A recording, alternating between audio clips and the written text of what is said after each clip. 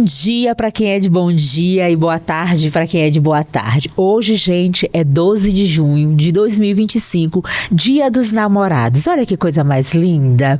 E para quem não sabe por que do Dia dos Namorados no dia 12 de junho, sinto em dizer, nada mais é do que comercial. Desde 1948, a propaganda do senhor Dr. Jorge Doria resolveu criar um dia só para aumentar as vendas. E não é que deu certo? E o bonitão casou junto com o dia de Santo Antônio, pois hoje é dia 12, a gente ganha o presente, amanhã exige o casamento. Meninas, fiquem espertas, não deixem passar. E hoje nós estamos aqui com a belíssima presença de Marciana Oliveira, que vai falar, entre muitas coisas pra gente, sobre essa questão do amor romântico, gente. E hoje não é 12 de junho, vejam vocês que durante toda a história, desde Adão e Eva, a gente passa ali por Tristão e Isolda, a cidade deles era Cornualha. Isso diz alguma coisa pra vocês? Guardem na memória. A gente tem Adão e Eva, a gente tem Tristão e Isolda, a gente vem pro próprio Nordeste, onde a gente tem quem? Maria Bonita. E depois dessa bonita, quem é que a gente chega em São Luís? Aqui mesmo, gente, no Maranhão, com a gloriosa Catirina. Aí vocês vão me perguntar, mas Helena, o que é que todas essas mulheres têm em comum? Por que é que tu tá contando histórias dessas mulheres no dia 12 de junho? Porque exatamente hoje o nosso assunto é como as mulheres são preponderantes dentro da sua história, como elas estão dentro dessas histórias junto com os seus parceiros, como que hoje em dia e sempre foi o nosso posicionamento. Uma história que contou até hoje que a gente, desde Eva, está presente com um protagonismo que, por vezes, desvirtua uma história que era honrada, que troca de caminho uma história que era para ter sido perfeita de amor e glória, ou por outras vezes para nós as nordestinas é uma história que nos é de força, de exigência, de sobrevivência. Então Marciana vai nos ajudar aqui muito nessa compreensão de quem nós meninas somos para a nossa história real, qual é o caminho que realmente a gente pode escolher, ou se por acaso houve um caminho escolhido para a gente, não é verdade, Marciana? Continue sobre você. Sobre o caminho escolhido. Sim. Né? Muitas vezes a gente imagina, a gente ter esse imaginário como menina, como mulher, que vamos ter ali um cavalheiro, um amor romântico para a vida inteira, né? A gente vê o amor lá desde o início, como você falou, Adão e Eva. E aí a gente diz, nossa, que amor mais perfeito, né? Eva feita da costela de Adão. Então, onde é que está minha costelinha? Né? E aí a gente se coloca no mundo e aí vivencia esse mundo culturalmente, sendo ensinadas que futuramente teremos o nosso cavalheiro, né? A nossa famosa metade. Romântico, a nossa famosa metade. E aí quando a gente se põe nesse mundo, se põe nessa construção social e a gente descobre que muitas vezes essa metade não era a sua metade. Essa metade não era o que você imaginava, né? Minha história vem muito desde 2005. Eu vim morar aqui em São Luís, Maranhão. Eu sou do interior do Piauí, né? Uma vivência mesmo rural, de ajudar meus pais com plantações, na roça mesmo. E aí eu vim para São Luís com um grande sonho.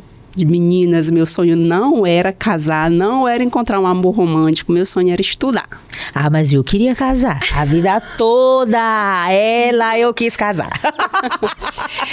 Mas, porém, no meio do caminho, vim, né, com uma promessa de, olha, vamos para casa X, que aqui tu vai ter a possibilidade de morar e também estudar. Mas, infelizmente, eu fui servir nessa casa, 6 orações, né? E aí eu fiquei 1 ano ali nessa casa, onde eu fazia os trabalhos e o que dava para mim era o alimento ou as roupas das meninas quando não serviam mais para elas. E aí o que aconteceu nesse meio caminho? Eu encontrei um príncipe que dizia, eu vou cuidar de ti. né? Esse príncipe dizia o tempo inteiro que tudo era por cuidado. Sim. Tudo era porque eu estou cuidando de você. Você não pode ir só para tal lugar porque eu preciso te levar, porque você não sabe só. Então eu preciso cuidar de ti. Essa roupa não é legal para ti porque vai ficar feio. Você é toda magrinha. Então eu só tô te ajudando para ninguém te achar feia lá fora. E aí começava, e eu imaginava esse amor romântico. Sim. Na época eu estava com 21 anos de idade, mais ou menos. Imaginava esse amor romântico. Eu olhava isso como, de fato, um amor lindo, um amor romântico, um cuidado, uma proteção.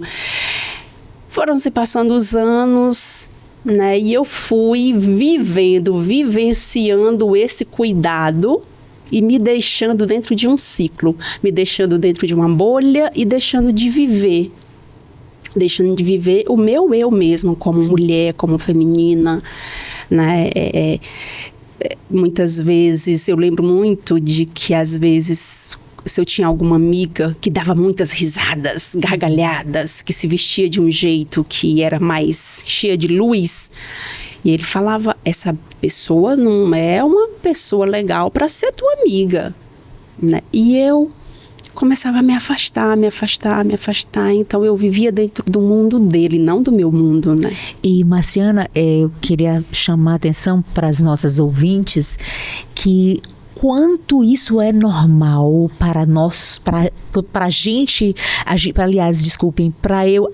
compreender com uma naturalidade como isso a gente vai entrando nesse globo, a gente vai entrando nessa atmosfera sem o mínimo de percepção e acreditando que está tudo bem. Lindo e perfeito, que é o tempo inteiro um cuidado. Ele cuida tanto de mim. Quando que eu comecei a perceber que esse cuidado de fato não era um cuidado? Quando eu me coloquei a buscar de novo os meus sonhos, porque o meu sonho, quando eu vim do interior para cá, foi estudar, né? E aquele sonho ficou ali, guardado, não digo que não morto, ficou ali guardado, né? E aí eu saí dessa casa, fui viver com este homem, e aí eu fiz o Enem, eu não lembro bem qual a data que eu fiz o Enem, e eu consegui uma bolsa para pedagogia, né? E aí eu tinha que estudar pedagogia, no caso era à noite. E aí começou de novo. Como é que você vai? Sim. Quem que vai te levar? Eu não tenho como ir te levar. Tu vai vir de ônibus sozinha, a parada de ônibus é muito longe. E aí começou de novo o cuidado. Sim. E aí o que a Marciana fez? Eu não consigo, realmente, eu não tenho ninguém, eu não tenho parentes, é só ele que me ajuda e ele tá muito cansado e eu não vou trazer mais uma carga para cima dele. Desisti. Não fui cursar. Isso, o tempo foi passando. Em 2014, eu engravidei. Quando eu engravidei, e aí quando meu filho nasceu, na época eu trabalhava, né? Eu trabalhava e eu disse, não, eu não tenho parentes assim, aqui onde eu dissesse assim, minha tia vai ficar olhando meu filho para mim. Eu disse, não, então eu vou parar de trabalhar para ficar com meu filho. Aí a história começou a se desenrolar de uma outra forma. Já era no sentido de quem coloca tudo em casa sou eu. Tu não pode reclamar nada porque quem sustenta sou eu. Fica calada porque quem te dá comida sou eu. Nossa. E aí eu comecei. E aí eu me colocava em lugar de culpa. Não, eu preciso fazer tudo de fato para agradá-lo, porque é ele que trabalha, é ele que faz tudo. Sim. Eu não estou trabalhando, coitado dele, ele realmente tem razão. Eu ainda me colocava no lugar de culpa. Se caso eu o ofendesse, ou falasse mais grosso, ou não fizesse a comida perfeitamente como ele queria, eu me colocava no lugar de culpa porque eu estava só em casa. Sim. E ele era quem colocava tudo em casa, né? E aí, nesse meio tempo, eu ficava, gente, isso tem alguma coisa errada, não dá, isso não dá. E aí, aquilo começou dentro de mim já a vir outros sonhos, né? Sim. Outros desejos. E aí começou o desejo de liberdade, o desejo de viver, o desejo de ir para a vida, sabe? O desejo de dizer assim, eu quero viver, eu quero ir para a vida, eu não quero viver o tempo inteiro dentro dessa bolha. Quando o Pedro, meu filho, fez 2 aninhos, eu coloquei ele numa creche, é uma creche comunitária no meu bairro, e aí eu consegui voltar ao trabalho. Só que aí eu comecei a fazer ali um planinho para mim mesma, né? Sim. A minha maior dificuldade era um transporte. Voltei a trabalhar, comecei a me organizar para comprar um transporte. Comprei uma motinha para mim. Quando eu comprei a moto, eu comecei a fazer o técnico de enfermagem. E aí, dentro do técnico... Antes da moto, eu já estava fazendo o técnico de enfermagem. E aí, comecei dentro desse processo novamente de ir de ônibus e tal. E aí, ele fazia uma coisa assim, ele desligava o celular propositalmente, umas 9 horas da noite, que era mais ou menos o horário que 9, 9h30, que eu saía do curso, pegava o ônibus e ia para casa, e era distante da parada de ônibus. E era como que fosse assim, ele não dizia isso de forma clara, mas é como que eu vou te mostrar que isso é perigoso, e tu vai desistir, porque tu mesmo vai descobrir que é perigoso. Então ele desligava o celular, eu ficava sem contato com ele, eu ia da parada de ônibus para casa correndo. Sim. Até um dia que tentaram me assaltar. E aí eu cheguei em casa chorando, gritando. E aí qual é a resposta dele? Eu não te disse que foste a culpada do que aconteceu. Eu não te disse que isso não ia dar certo. Eu só quero cuidar de ti. Eu estou te mostrando. Se tu morre. E isso e aquilo. E eu achava aquilo, mais uma vez, um cuidado.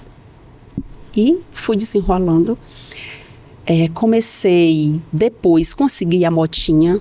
Eu disse, mas eu vou fazer meu curso. Comecei o curso novamente, reiniciei o curso de técnico de enfermagem.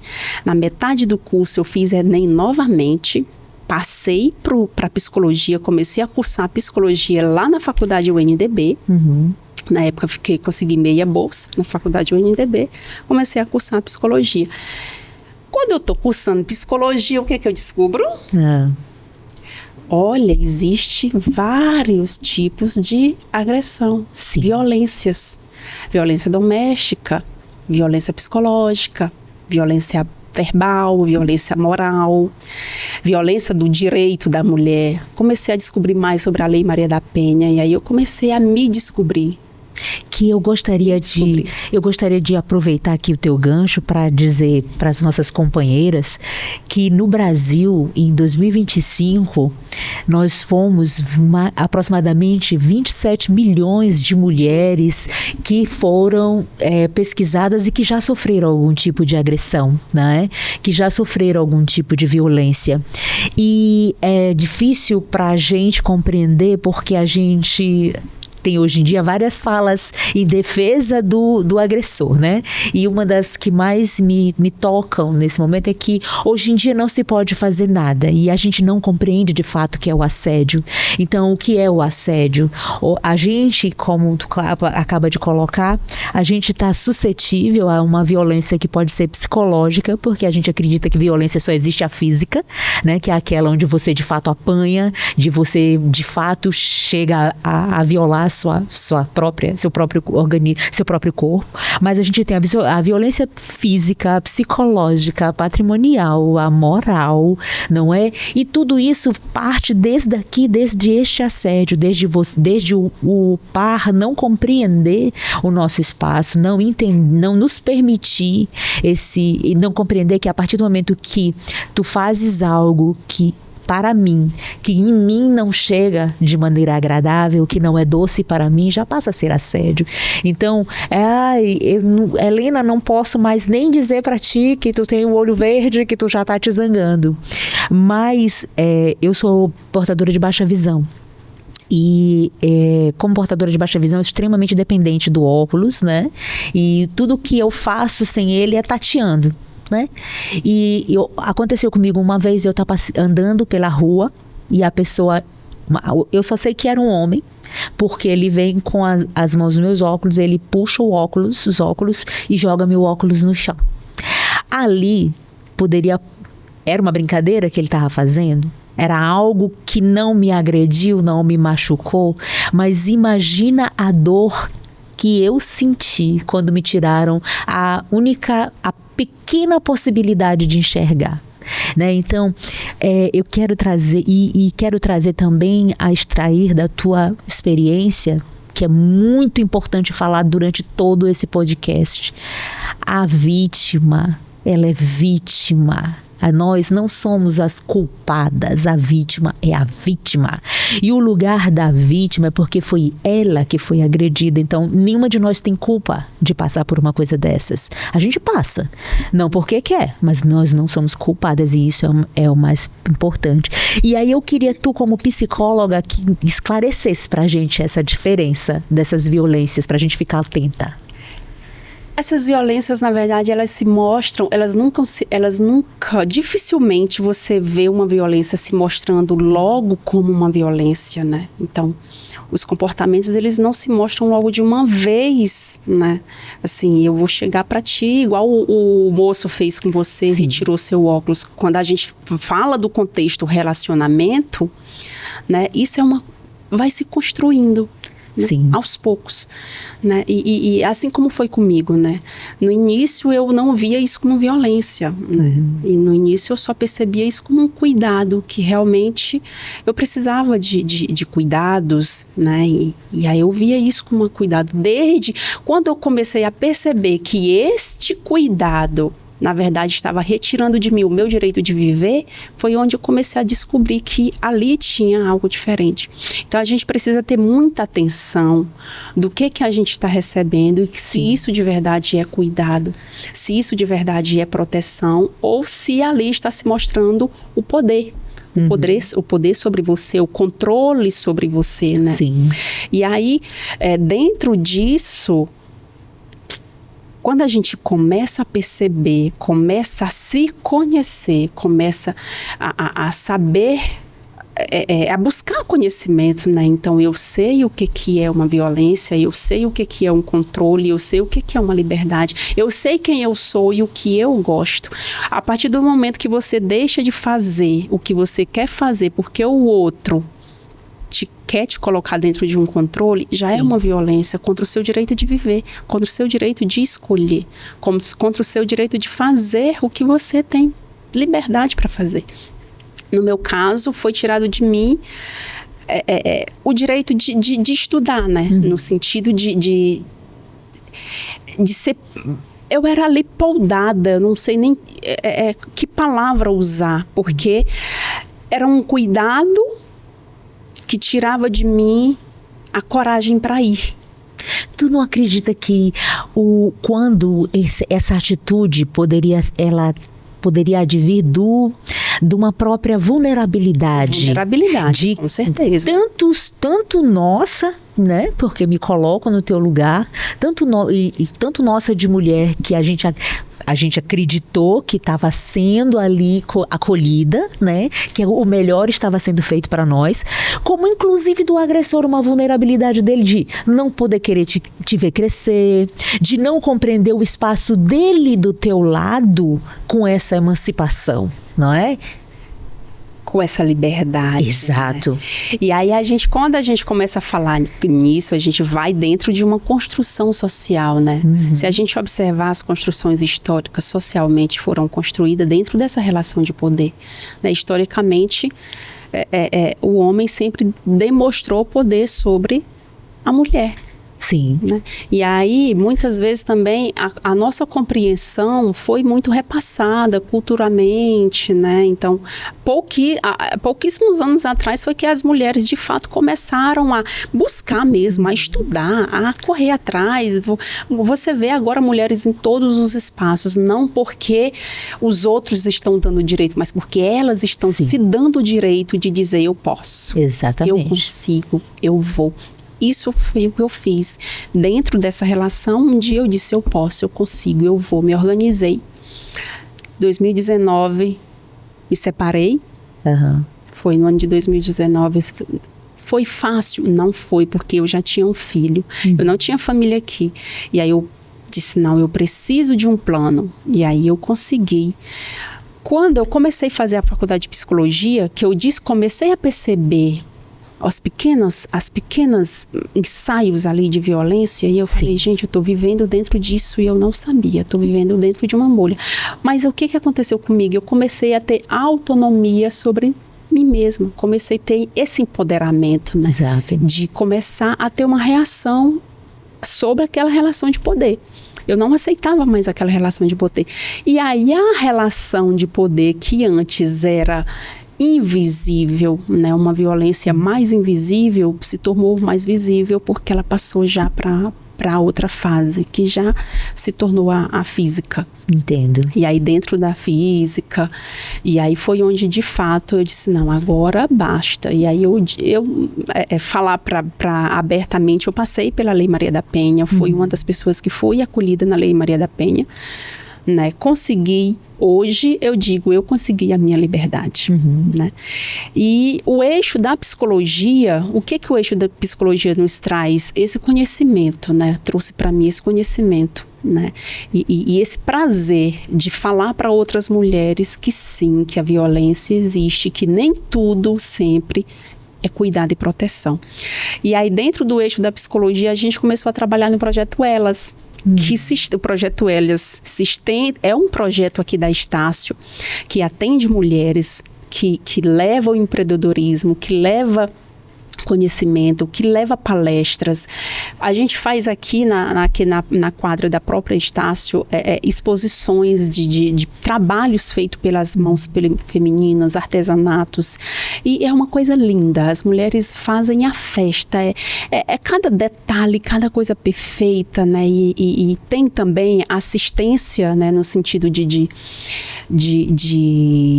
informações, né, sobre como lidar com o financeiro, como o crescimento, né, projeto de vida. Então, as mulheres do projeto Elas são atendidas em todos os sentidos. Tem a clínica de odontologia também que abre espaço para elas, tem a clínica de psicologia e se tornou um projeto de extensão, né, e um campo de estágio. E dentro do campo de estágio, eu fiz parte do projeto Elas. Sim. Onde a gente levava essas palestras, levava informação, levava mais conhecimentos, né? Levava empoderamento cada vez mais para que elas possam se perceber assim como um dia eu me percebi. E eu amo fazer isso. Uma coisa que me ajudou muito, que contribuiu muito para que eu hoje falasse sem chorar, contando uma história, foi que eu retornei para a Casa Brasileira da Mulher no início do ano passado, como estagiária de psicologia, fazendo parte de um estágio nas rodas reflexivas femininas. Excelente. As rodas reflexivas femininas que acontecia, não sei como está hoje dentro da Casa Brasileira da Mulher, e lá eu tive mais uma vez voz. E eu queria te perguntar, porque é muito interessante essa coisa da educação, né? Educação, com porque certeza. a gente, de fato, a gente é trabalhada desde pequena. Os meninos ganham os carrinhos, as bolas, eles vão ter ação, eles vão ter movimento, eles vão ter conquistas físicas, né? E a gente ganha as bonecas, né? A gente ganha as bonecas, as panelas, e eu adoro cozinhar, não tenho nada contra isso, né? Mas o fato é nessa construção da educação que nos coloca desde menininhas nesse papel serviente, e esse papel conquistador sempre das guerras, como eu citei no começo das grandes conquistas. Esse papel do poderio econômico, como tu coloca aqui em determinado momento da tua vida, tu aceita ser agredida porque você era sustentada, porque você tinha tuas necessidades eram então subsidiadas por outra pessoa. Então, me fala como que tu entendes essa importância da educação, tanto essa educação social que está aqui no início, nessa nossa construção, como esse empenho de uma universidade que acolhe uma comunidade, que hoje busca caminhos para viabilizar uma nova existência dessas mulheres. A resposta seria a educação como transformação, né? Quando você falou na questão de que muitas vezes algumas mulheres aceitam se colocar nesse lugar, né, e de permissão, de permitir algumas situações acontecerem por não serem protagonistas no sentido financeiro da sua própria história, né? Eu não diria nem tanto aceitar, eu diria falta de perceber mesmo, de conhecer. Muitas vezes, muitas mulheres estão de fato dentro de uma vivência que elas percebem o que estão vivendo, sim, mas não conseguem sair dali. Existem N fatores que elas de fato não conseguem. Tem outras mulheres que nem percebem, porque como a gente falou no início, a violência às vezes se mostra de uma forma muito sutil, sim, como um ar de super cuidado, né? E aí, quando isso aumenta cada vez mais, é que tu começa a perceber que, de fato, tu tá vivendo um ciclo de violência. E a educação, ela vem como transformação, como um empoderamento, né? Como te fazer ser protagonista da tua própria história. Para mim, a educação o que a educação trouxe para mim foi, hoje eu sou o protagonista da minha própria história. Não, sim, é o outro que diz o que eu devo fazer, não é o outro que dá limites para mim, né? Na verdade, hoje eu olho e digo assim, eu não tenho limites para conquistar o que eu quero, né? Então eu consigo não ver mais a minha liberdade dependente do outro, mas eu mesma ser a protagonista da minha história e dizer assim, eu posso fazer outras coisas, eu posso viver de forma diferente, eu posso fazer escolhas, né? E é libertador quando você sai do lugar de culpa, né?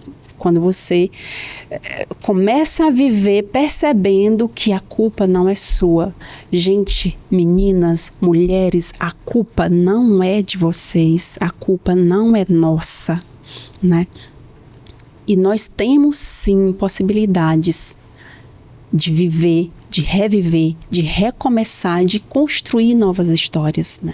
E dentro, como a gente estava falando, dentro do grupo reflexivo feminino, lá na Casa da Mulher, é um grupo aberto para as mulheres, só entra mulheres, né? Não pode ter homens, e é maravilhoso, porque lá você tem voz também, lá você fala, lá você escuta, lá você olha outras histórias, escuta outras mulheres, olha outras mulheres, você abraça, você é abraçada, você chora, você acolhe, você ao mesmo tempo tem aquela mistura de liberdade. Sim. Quando lá dentro, eu chorei lá dentro, hoje eu já nem choro mais com essas histórias, mas lá dentro eu chorava, mas não era um choro de culpa. Sim. Era um choro de caramba, eu tô livre. Era um choro de liberdade. Quando tu tem esse choro de liberdade, parece assim que as lágrimas vão lavando também aquela sensação de que alguém te disse que tu era culpada, né? Sim. E isso vai te construindo de uma forma diferente. Vai te levando para outras histórias, né? E aí hoje eu sou apaixonada por esses trabalhos com as rodas reflexivas, né? Faço parte das rodas reflexivas masculinas dentro do Ministério Público, que é também um campo de estágio da Faculdade de Estácio, dentro do eixo da psicologia. Sim. Né? E um trabalho também tem o trabalho de extensão dentro das rodas reflexivas, né, que é um trabalho muito bom, um trabalho maravilhoso, né, que a gente tem uma professora maravilhosa que nos conduz, nos direciona, a professora Irã. E eu faço parte também desse grupo das rodas reflexivas masculinas, que, como você falou, como é que a educação, o que é que você vê, como que a educação faz parte desse contexto inteiro, sim, né? É transformador. Não só para as mulheres, mas também para alguns homens. Marciana, que eu sou muito curiosa, menina, adoro saber das coisas. Me conta, o que é essa dita? Porque a gente escuta muito agora essa coisa... A gente escuta o que é um relacionamento tóxico e eu logo fico achando que quando eu era criança eu falava que na praça se fumava diamba, né? Aí será que relacionamento tóxico é a ver com diamba? O que de fato será? E o que será essa masculinidade tóxica que se fala hoje em dia? Assim como eu vejo que a gente parte sempre para um embate que não é o correto, de ser o feminino contra o masculino. Não é esse o caminho que a gente discute, não é isso que a gente quer que as pessoas compreendam, porque nós somos duas polaridades distintas e isso é uma coisa que ninguém precisa discutir. E mesmo sendo distintos, nós estamos juntos e nos complementando. Então, o que de verdade é essa masculinidade? Por que que um homem te diz que ele quer uma lei do João da Penha? Porque o nome Maria da Penha não consegue fazer ele compreender que essa é uma lei para relações. E tanto ela está na via homem-mulher como mulher e homem. Não precisa criar uma lei nova para isso. Mas na verdade é porque a gente não tem esse entendimento exato de o que é uma masculinidade tóxica e de o que de verdade isso está impactando dentro dessas relações. Tu que está dentro desses dois polos, tanto desse entendimento, desse despertar do feminino, que também está nessa apuração desses sentimentos masculinos, como é que tu vê essas experiências?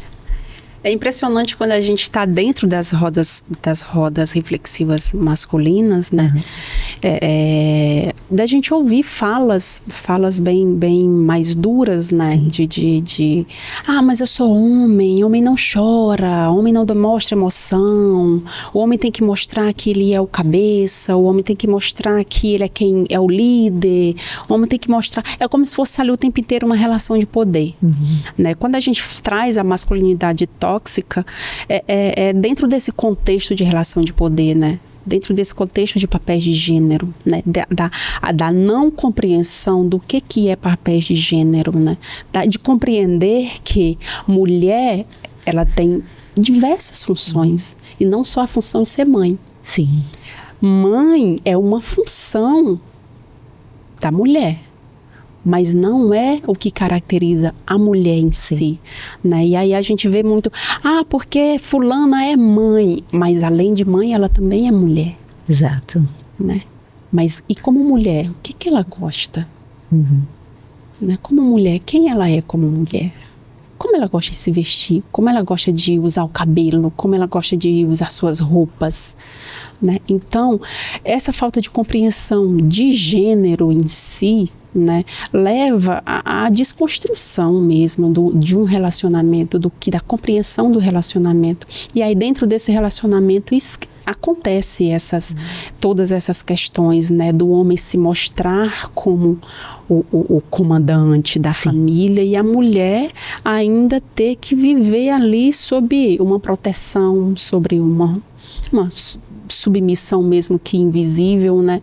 E aí você vai construindo essas relações, elas se mostram no dia a dia, não tem como você definir uma relação em si, porque são particularidades, né? Sim. Cada relação é algo particular, né? Então, cada mulher, ela vive dentro de um contexto diferente. Cada violência se mostra de uma forma diferente. Não tem como eu dizer assim, eu passei por isso e fulana passou por algo exatamente igual, né? Esse meu parceiro era tóxico nesse sentido, que para mim eu sentia isso como tóxico. Depois eu comecei esse cuidado para mim se tornou algo tóxico. Por quê? Porque estava me fazendo mal. Né? E aí as relações não tem como a gente dizer que para você vai ser igual para mim. O que é tóxico para você? Correto. O que é tóxico para mim? Né? Então existe a particularidade, existe a questão individual, né? Porque a questão de gênero, o gênero não se mostra somente na questão biológica, o gênero se mostra na construção social, né? E dentro dessa construção social, ele também vai ali permeando pelas questões individuais, né? Ele se mostra de forma individual, ele se expressa de forma individual, né? Porque muitas vezes um homem, o que ele percebe como tóxico, para o outro ele não percebe. O que ele percebe como violência aqui, o outro já não percebe. Sim. Então a violência, ela vive se mostrando, né, dentro das relações de diversas formas. Não. E que eu gostaria também de chamar a atenção que essa violência não tão somente para os relacionamentos, mas até exatamente mesmo nos nossos atendimentos com os idosos. Com os idosos. Quantos idosos sofrem com violência patrimonial, não é? Patrimonial, com certeza. Um parente que está aos cuidados do idoso e ele se adona daquele dinheiro daquele idoso e o idoso não tem mais autonomia. E eu vejo que Na verdade, essa coisa das relações, ela é muito maior do que a do casal. Mas a gente tem olhos para tudo que é absurdo. Então, quando eu te digo, olha, em 2024 foram 68 feminicídios. Aí meu companheiro diz assim, mas eu jamais mataria uma mulher por causa de paixão e por causa de amor. Por que esse homem não largou essa mulher e não saiu? Mas será que, na verdade, o marido só chegou em casa, abriu a porta e matou a mulher? Será que realmente aquele parente que se adonou do patrimônio do idoso, ele só chegou em casa ou só pegou o cartão do banco e só foi lá e já pegou?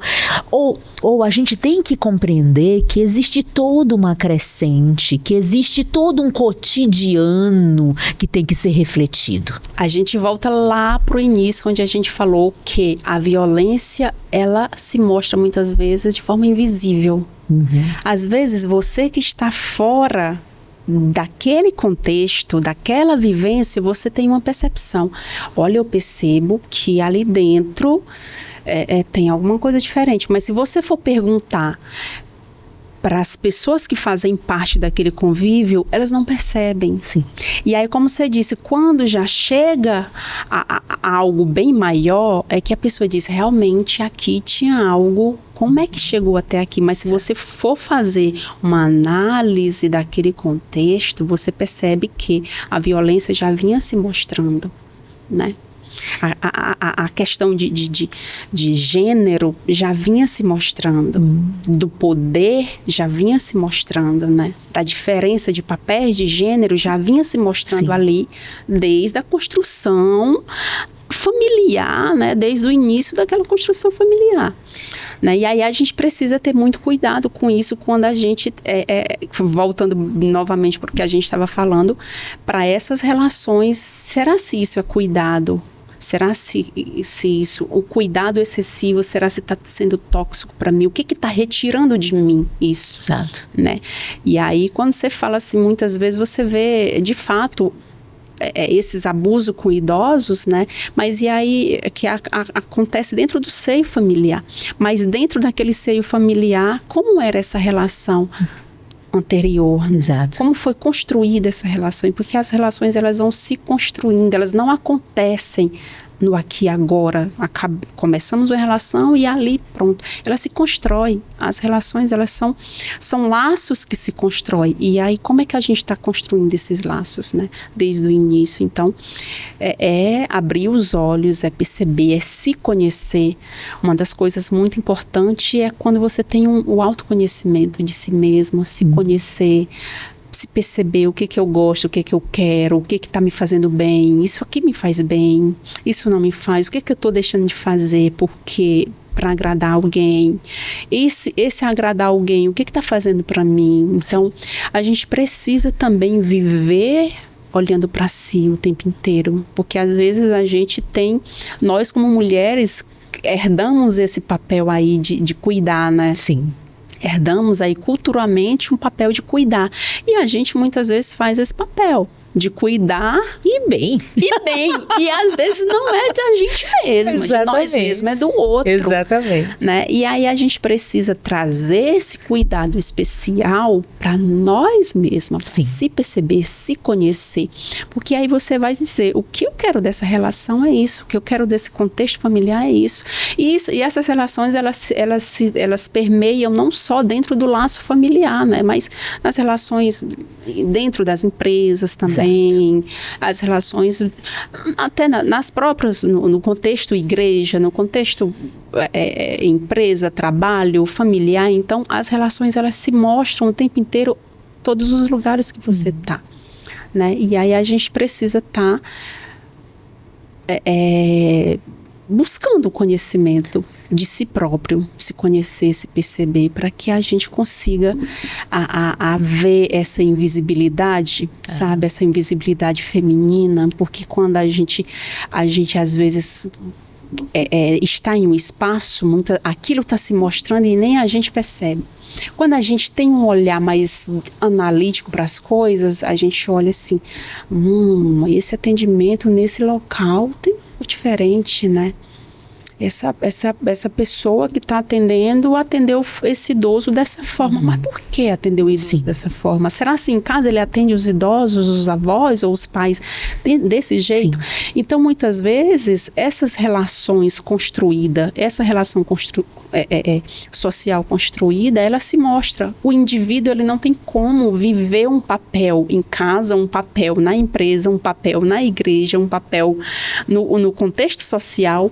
Ele não tem como viver se mostrando em papéis de diversas formas diferentes. Em algum momento vai sair, em algum momento ele vai mostrar algo em algum espaço, né? E aí a gente tem que parar para perceber. Mas o que acontece lá? Será se em casa? Será se com a esposa, com os amigos, com o filho? Como é que é isso tudo? Então, é uma construção, né? De fato, é uma construção. E eu fico muito feliz que tu conseguiu dar essa reversão na vida. E eu fico aqui jogando também pro mundo todo, porque eu quero que todo mundo dê esse passo para frente, tu tá entendendo? Que as pessoas consigam. E uma coisa que também é muito importante para mim, não é que a gente coloca que você tem que se apartar de tudo, que você tem que se sair de todas as relações e que nada presta. Ai, que tudo que for amarelo, jogue fora no meio do mato. Não é isso que nós estamos falando. Porque como a gente comentava a parte, não existem os eleitos. Infelizmente não, a gente está aqui no trabalho, no exercício.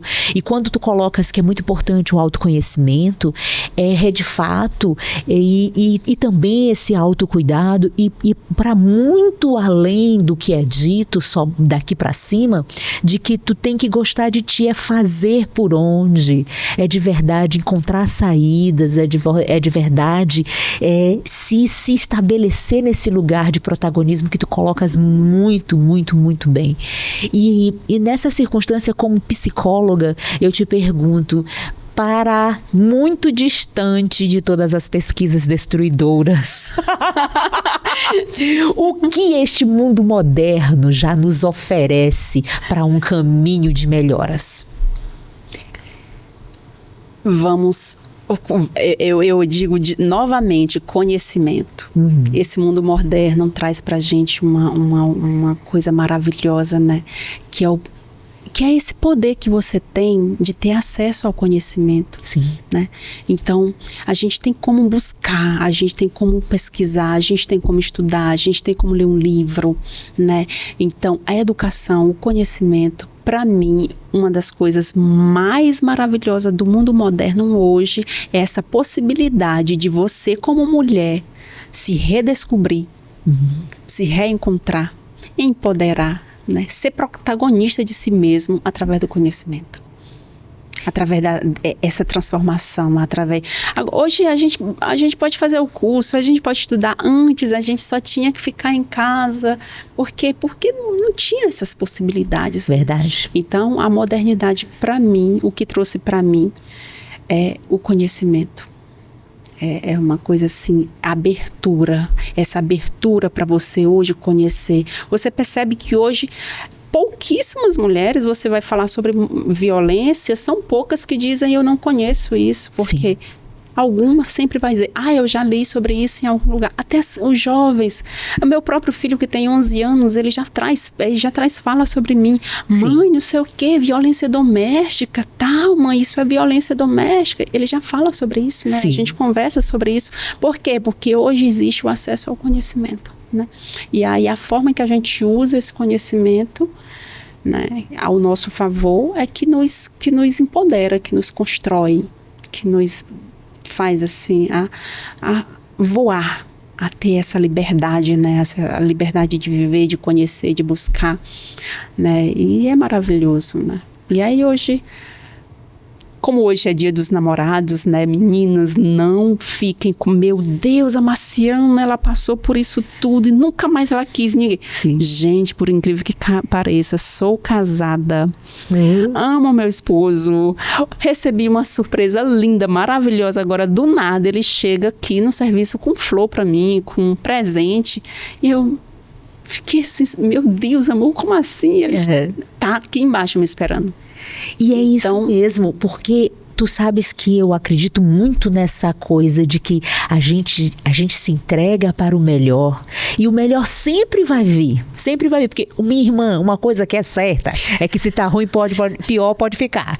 Então, se existe essa possibilidade, a gente tem que estar sempre no caminho inverso. Então, é sempre tudo aquilo que você pensa, que você imagina, que tu pode empenhar força, empenhe força para que seja melhor, empenhe força. Eu trago aqui de novo, quantas vezes eu senti vergonha de sofrer, quantas vezes eu, Helena, fiquei ali sentada e pensando, meu Deus, mas por que isso está acontecendo comigo? Mas eu que quero tanto o contrário, por que isso está acontecendo comigo? Então, é porque, e é verdade, a pior das dores é a vergonha de passar por aquilo.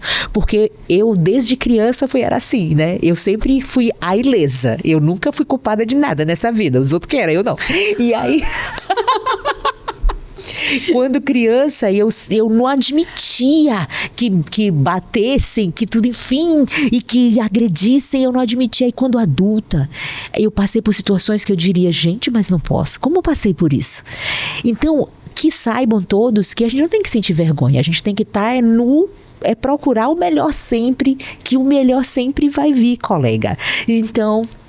é trocar um que não era tão bom por um que vai ser muito, muito melhor ainda.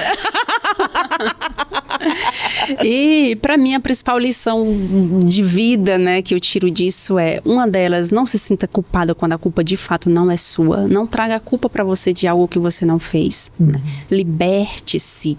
Liberte-se, meninas, se libertem da culpa. Vão atrás, busquem. Né? Hoje tem a internet, hoje tem muitas rodas, tem muitas... nas faculdades, nas próprias faculdades, né, tem palestras sobre o que é violência, né, dentro de tantos espaços, né, públicos, hoje você ouve falar sobre violência.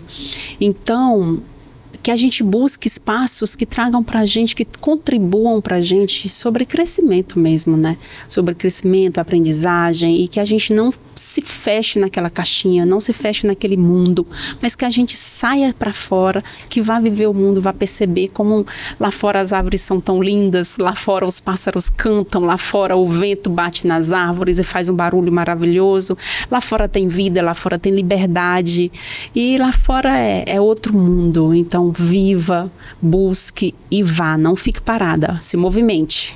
Eu agradeço demais, extremamente. Eu que agradeço. Marciana, agradeço a Estácio. Helena é o nome da minha mãe, tá bom, viu?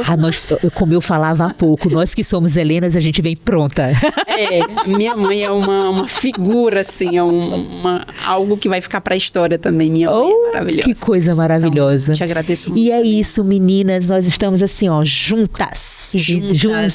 E, meninas, vocês não estão só. Sempre tem alguém em algum lugar que vai acolher vocês, assim como eu fui acolhida. Em algum lugar alguém está para acolher vocês. Vocês não estão só, tá bom? Porque obrigada. Nosso papel é cuidar. Cuidar.